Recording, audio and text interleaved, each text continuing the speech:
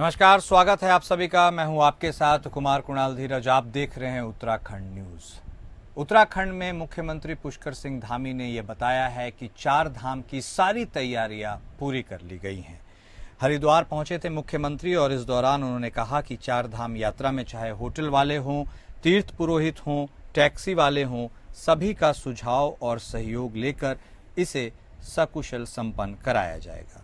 उन्होंने वक्फ board bill को लेकर विपक्ष के सुप्रीम कोर्ट जाने के सवाल का जवाब देते हुए कहा कि देश के संसद में ऐतिहासिक काम हुआ है। अभी तक सैकड़ों बीघा जमीन पर अवैध कब्जा था। राज्य गठन के समय इनके पास केवल कुछ बीघा ही जमीन थी, जबकि अब यह हजारों बीघा पहुंच गई है। तो हरिद्वार के अनेकों वर्षों से आज पूरे देश के अंदर काम कर रहा है और 35 लाख से भी ज्यादा विद्यार्थी पूरे देश के अंदर आज विद्या मंदिर के और शिशु मंदिर के स्कूलों में जो है शिक्षा प्राप्त कर रहे हैं। यहाँ भी अच्छा विद्यालय बना है, स्मार्ट क्लासेस बनी है, अच्छा स्कूल बना है हाईटेक तरीके से। अब जैसे जैसे विकास विस्तार आगे बढ़ रहा है, ये विद्यालय भी हमारे आगे बढ़ रहे हैं और इनमें पठन पाठन के साथ ही राष्ट्रभक्ति है, हमारे संस्कार हैं, हमारी पद्धतियां हैं, सभी सिखाई जाती हैं, अनुशासन। तो मैं सभी बच्चों को बहुत बधाई देता हूं। तो मुख्यमंत्री पुष्कर सिंह धामी हरिद्वार पहुंचे थे और इसी दौरान उन्होंने साफ तौर पर यह बताया है कि 4 धाम यात्रा की जो भी तैयारियां हैं वह सभी पूरी कर ली गई हैं। और ऐसे में उन्होंने आगे सोर इशारा भी किया कि 4 धाम यात्रा में चाहे जो कोई भी इसमें हिस्सेदार हो, होटल वाले हों, तीर्थ पुरोहित हों या टैक्सी वाले हो, सभी का सुझाव भी लिया जाएगा और सहयोग लेकर इसे सकुशल भी संपन्न कराया जाएगा। वक्फ बोर्ड बिल पर जब उनसे उनकी राय प्रतिक्रिया पूछी गई तो उन्होंने कहा कि वक्फ बोर्ड बिल को लेकर विपक्ष के सुप्रीम कोर्ट जाने का जो सवाल है उसके नाते उन्होंने कहा कि जो देश के संसद में काम हुआ है वह ऐतिहासिक काम हुआ है। अभी तक सैकड़ों बीघा जमीन पर अवैध कब्जा था और राज्य गठन के समय उन्होंने इशारा करते हुए कहा कि इनके पास कुछ ही बीघा जमीन थी, लेकिन अब यह हजारों बीघा तक पहुंच गई है। ऐसे में साफ तौर पर उन्होंने वक्फ संशोधन कानून का स्वागत किया है और उन्होंने यह कहा है कि जो भी हुआ है संसद में वह अपने आप में ऐतिहासिक हुआ है। और 4 धाम यात्रा के बारे में उन्होंने स्पष्ट तौर पर यह कह दिया है कि जो भी तैयारियां राज्य सरकार की तरफ से की जानी चाहिए थी वह तैयारियां अभी तक पूरी कर ली गई हैं। जल्द ही 4 धाम यात्रा शुरू होने वाली है और ऐसे में जो भी सुझाव सजेशंस जिनसे भी लेने हैं उनसे भी लिए जाएंगे, जितने स्टेक होल्डर्स हैं उनको भी इन्वॉल्व किया जाएगा और आगे इसे सकुशल संपन्न कराया जाएगा।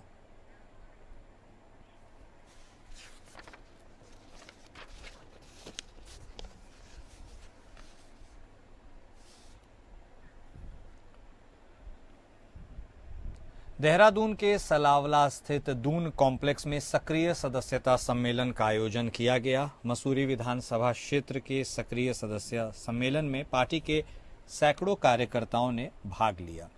मुख्य अतिथि के तौर पर बीजेपी के राष्ट्रीय उपाध्यक्ष और प्रदेश सह प्रभारी रेखा वर्मा ने कार्यक्रम में शिरकत की।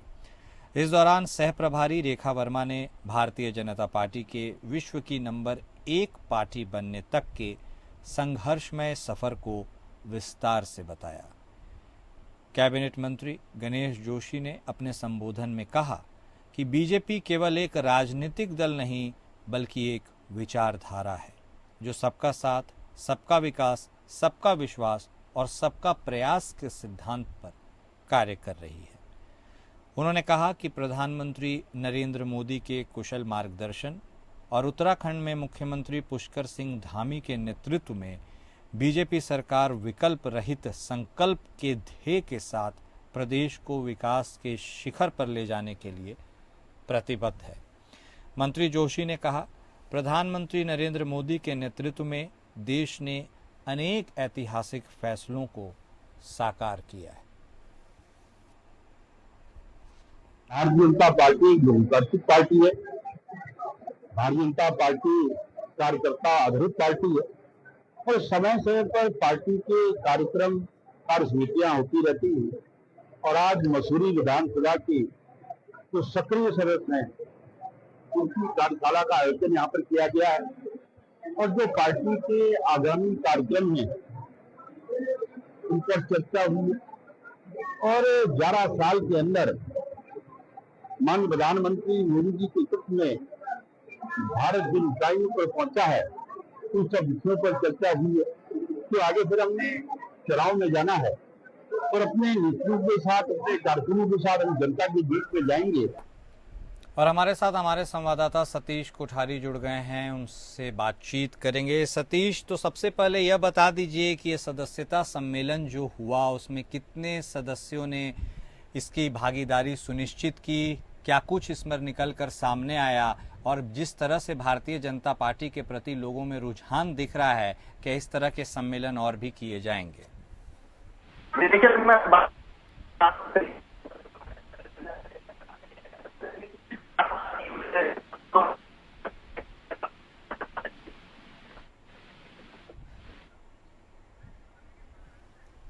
ठीक है सतीश, आपका संपर्क एक बार फिर से रिस्टोर हो जाए तो हम कोशिश करेंगे आपसे फिर से बात करने के लिए। फिलहाल आपका शुक्रिया।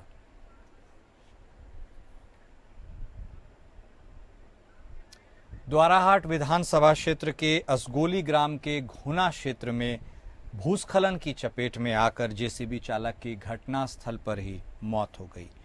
जानकारी के अनुसार आज सुबह 8 बजे से सड़क निर्माण कार्य में लगे जेसीबी से कार्य लिया जा रहा था। प्रधानमंत्री ग्रामीण सड़क योजना के तहत इसका निर्माण किया जा रहा था और आज सुबह 8 बजे के आसपास जेसीबी द्वारा पत्थर ट्रक में भरने का कार्य हो रहा था। प्रत्यक्षदर्शियों का कहना था कि चालक करतार सिंह जेसीबी को आगे ले जा रहा था तो इसी बीच पहाड़ी ऊपर से खिसक गई और बड़े बड़े पत्थर के नीचे जेसीबी चालक दब गया और घटनास्थल पर ही उसकी मौत हो गई। इसकी सूचना ठेकेदार को दी गई और ठेकेदार द्वारा यह सूचना 108 और आपदा कंट्रोल को दी गई। मृतक को सामुदायिक स्वास्थ्य केंद्र द्वाराहाट ले जाया गया, जहां पंचनामा भरकर पोस्टमार्टम के लिए रानीखेत नागरिक चिकित्सालय भेजा गया।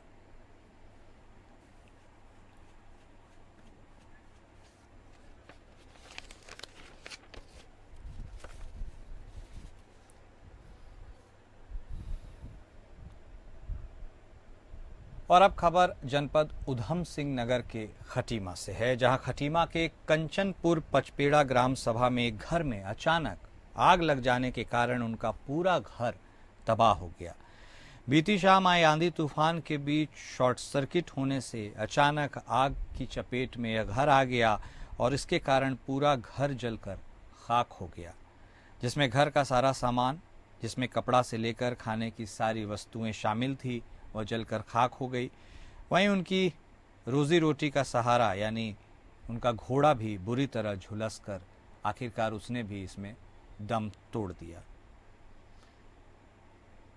ये ग्राम सभा पचपेड़ा का मामला, ये कल रात जब आंधी आई है, कल शाम को करीब 7 साढ़े 7 बजे के करीब, तो ये ऊपर लाइट से बिजली की तारों से चिंगारी गिरने से एक घर में आग लग गई थी पूरे में। तो इसमें इनका घर का पूरा सामान नष्ट हो गया, जो भी बिस्तर से लेकर अनाज वगैरह सब, और एक घोड़ा पूरा जल गया। वो भाग नहीं पाया, उसे खोलने की कोशिश करी, उनसे ये खुद भी जल गए, घोड़ा खत्म हो गया।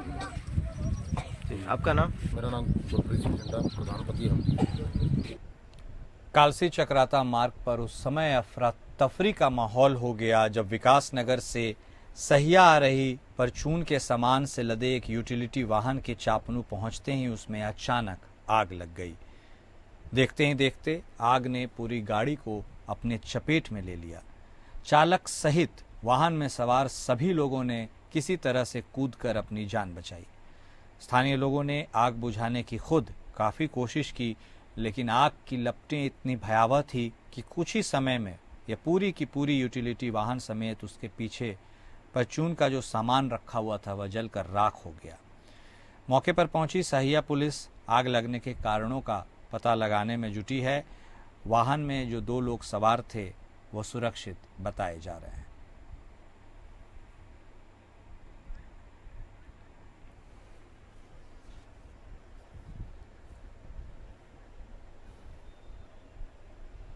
वहीं हरिद्वार में बेतहाशा बढ़ती ई रिक्शा की संख्या ट्रैफिक पुलिस के लिए एक चुनौती बनती जा रही है। ट्रैफिक पुलिस ने शहर भर में बेतरतीब दौड़ती ई रिक्शाओं को नियंत्रित करने के लिए इन ई रिक्शाओं के लिए रूट निर्धारित किए हैं।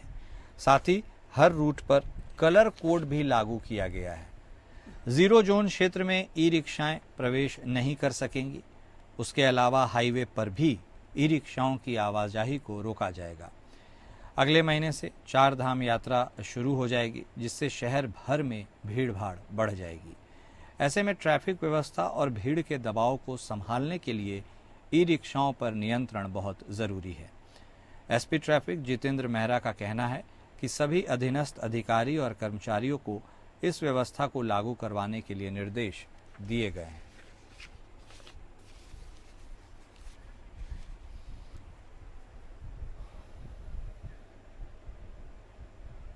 राजधानी देहरादून को जल्द ही जाम की समस्या से निजात मिलने वाली है। डीएम द्वारा ऑटोमेटेड मैकेनिक पार्किंग प्लान बनकर तैयार हो गया है, जो कि राज्य की प्रथम ऑटोमेटेड मैकेनिक पार्किंग है और अब ये किसी भी वक्त शुरू हो सकता है। जल्द ही इसके निर्माण कार्य को कंप्लीट कर लिया जाएगा। कम स्थान पर इसकी तैयारी हो जाती है, ये अपने आप में विशेष बात है। ऑटोमेटेड मैकेनिक पार्किंग शिफ्ट करने की सुविधा भी देती है। तिब्बती मार्केट, परेड ग्राउंड और कोरोनेशन चिकित्सालय में यह निर्माण कार्य चलाया जा रहा है। सीएम धामी द्वारा इसका शिलान्यास किया गया था।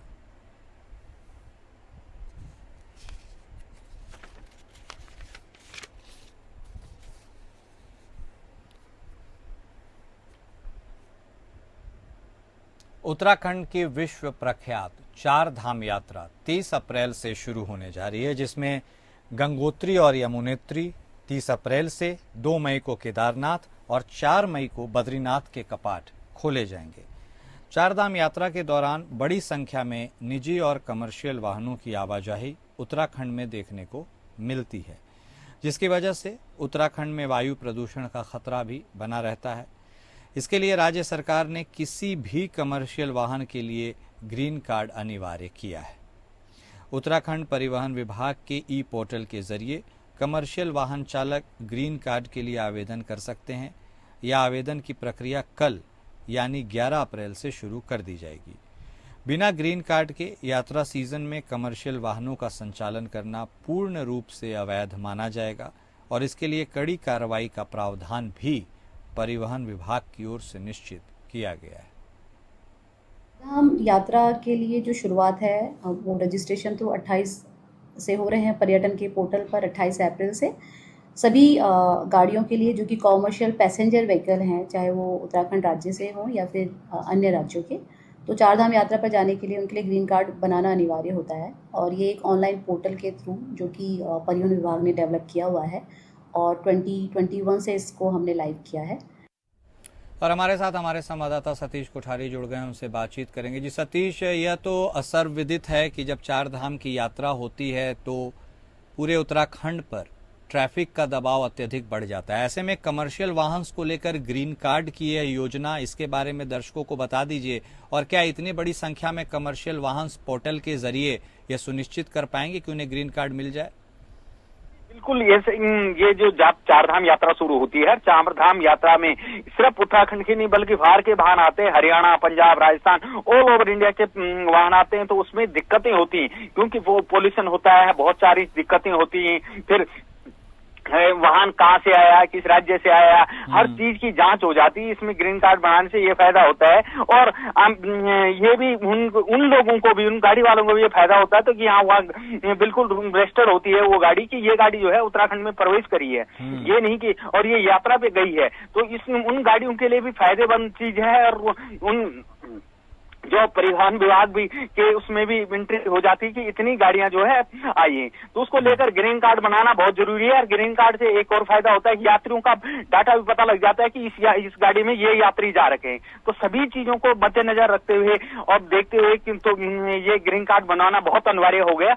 और जो है क्यों ये कितनी गाड़ियां कितने दिन गई ये भी पता लग जाता है। तो ये नहीं कि सब जो है लाइन लगा के और ग्रीन कार्ड का जो यात्री आ रखे देखें यात्रियों की डिटेल सबसे ज्यादा जो दिक्कत आती है, यात्रियों की डिटेल में बहुत दिक्कत होती है। और परिवहन विभाग को जो है गाड़ियों का पता लग जाता है कि हमारे उत्तराखंड में इतनी गाड़ियां आई, क्योंकि इतना वो क्राउड रहता है उस समय पर। आप पहाड़ों में, क्षेत्रों में, इन जगहों में गाड़ियों बहुत ज्यादा कंजेस्टेड जगह हो जाती हैं। तो धीरे धीरे ये रहती है व्यवस्था की इस तरीके से व्यवस्था बनाई जाए कि ग्रीन कार्ड रहेगा, पता लगेगा कितनी गाड़ियों आज लोड, कितनी गाड़ियां आगे गई हैं, कितनी रुकी हुई हैं, और धीरे जो है यात्रा का संतुलन बना रहता है उन चीज में, और काफी फायदेमंद चीज है। और परिवहन विभाग इस तरीके बहुत कठोर कार्रवाई, बहुत सख्ताई से निपटने की बात कर रही है इस समय। जिस तरीके से कि लोग बाहर हरियाणा से, पंजाब से आते हैं, हुड़दंग मचाते हैं, ड्राइवर वगैरह सारी दिक्कतें होती हैं, कई बहुत ज्यादा खतरे महसूस होते हैं क्योंकि हिल पहाड़ी एरिया है, फिर बरसात के मौसम में बहुत ज्यादा दिक्कतें होंगी। तो इसलिए जो है बहुत जरूरी है ग्रीन कार्ड बनाना, और काफी फायदेमंद होगा। जी ठीक है, बहुत धन्यवाद सतीश आपका हमारे साथ जुड़ने के लिए, विस्तार से जानकारी देने के लिए। केंद्र सरकार और राज्य सरकार शिक्षा के स्तर को बढ़ाने के लिए लाख दावे क्यों न करती हो, लेकिन धरातल पर सब हवा हवाई सा दिखता है। विगत वर्ष मुख्यमंत्री की घोषणा होने के बावजूद राजकीय उच्चतर माध्यमिक विद्यालय तीर्थनगर का हाई स्कूल से इंटरमीडिएट तक का उच्चीकरण ना होना अपने आप में बड़ा सवाल है। उधम सिंह नगर जनपद के जसपुर विधानसभा से लगभग 15 किलोमीटर दूर जंगलों के भीतर पथरीले रास्ते से होते हुए 6 से 7 हजार आबादी वाले इस क्षेत्र भोगपुर डैम तीर्थनगर में राजकीय उच्चतर माध्यमिक विद्यालय के उच्चीकरण की मांग वर्षों से की जा रही थी।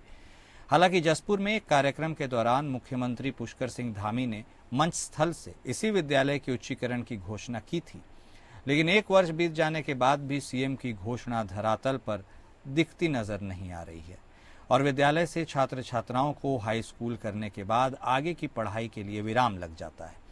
ऐसे में केंद्र और राज्य की सरकार शिक्षा को बढ़ावा देने के लिए कई तरह की योजनाओं को लागू करती है, लेकिन इसके बावजूद शिक्षा से वंचित रहना कई सवाल खड़े कर रहा है। स्वास्थ्य बेहद आवश्यक है प्रत्येक व्यक्ति के लिए, और यहाँ पर ये विद्यालय खुला है। मैं निकल कर के जहाँ से आ रही हूँ, तो मैं तो बधाई दूंगी इस संस्था को बनाने वाले लोगों को, यहाँ शिक्षण कार्य करने वाले लोगों को भी, जो यहाँ के बच्चों को शिक्षा प्राप्त करा रहे हैं। शिक्षा के बिना सर्वांगीण विकास संभव नहीं है, और यहाँ पर ये कार्य चल रहा है। ये सब लोग जो इसमें सहयोगी हैं, बधाई की बात। देहरादून में दरबार साहिब प्रबंधन की ओर से एक प्रेस वार्ता का आयोजन किया गया। यह प्रेस वार्ता प्रेस क्लब में किया गया। प्रेस वार्ता में मातावाला बाग दरबार साहिब की संपत्ति और उसको लेकर चल रहे विवाद पर चर्चा की गई, जिसको लेकर विशेष कार्याधिकारी दरबार साहिब ने कहा कि मातावाला बाग दरबार साहिब की ऐतिहासिक संपत्ति है, जिसमें समाज सेवा के लिए लंबे समय से कार्य किया जा रहा है, किंतु वर्तमान में कुछ असामाजिक तत्वों द्वारा दुष्प्रचार कर दरबार साहिब को बदनाम किया जा रहा है, जिससे दरबार साहिब प्रबंधन समिति बेहद नाराज है। इसके साथ ही उन्होंने कहा कि आगे किसी भी प्रकार के दुष्प्रचार को लेकर कानूनी कार्रवाई की जाएगी।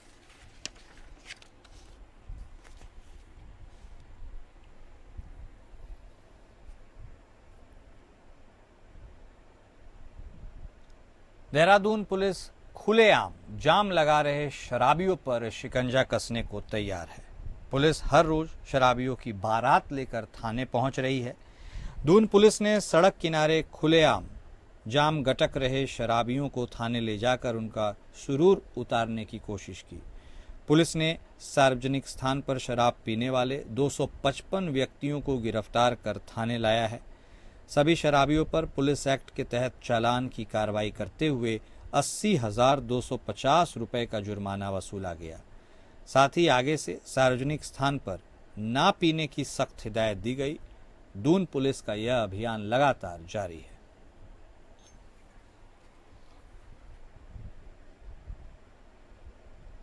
और उत्तराखंड न्यूज में अभी के लिए बस इतना ही। नमस्कार।